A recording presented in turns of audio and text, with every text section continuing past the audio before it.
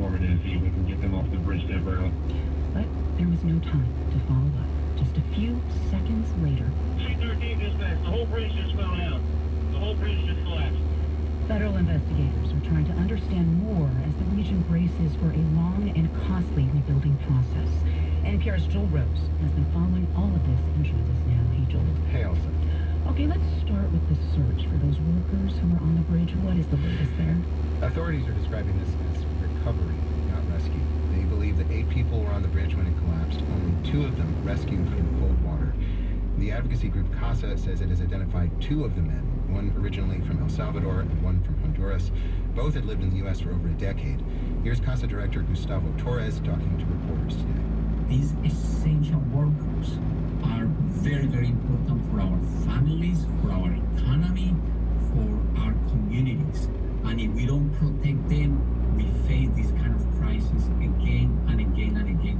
Member station WYPR talked to one of their co-workers who said he was scheduled to work on the bridge the next morning. He said the men hailed from Guatemala, Honduras, El Salvador, and Mexico. It's tragic. All right, let's talk about the rebuilding process. Now, do we have a sense of the timeline? Not yet. A vast majority of the Port of Baltimore is blocked. Transportation Secretary Pete Buttigieg says the Biden administration is working to reopen that shipping channel as quickly as possible. Buttigieg was asked today at a White House press briefing how quickly that could happen. He would not even give a ballpark answer. The challenge is that the tangled wreckage of the bridge is still in the river, and some of it is actually on top of the cargo ship, pinning the ship to the bottom of the river. Here's Coast Guard Vice Admiral Peter Gaudier. The real critical thing here is that, as you know, a portion of the bridge remains on the bow of that ship, and we will be coordinating very closely with the Army Corps of Engineers and their contractors to first effect the removal of that debris before the vessel can then be removed. And they have to do all of that before they can reopen the shipping channel. Secretary Buttigieg says cargo ships can be redirected to other ports, but that does not help the workers at the port in Baltimore. 8,000 direct jobs, Buttigieg said today, about $2 million in wages every day. Well, what's going on with the federal investigation? Like, where do things stand currently?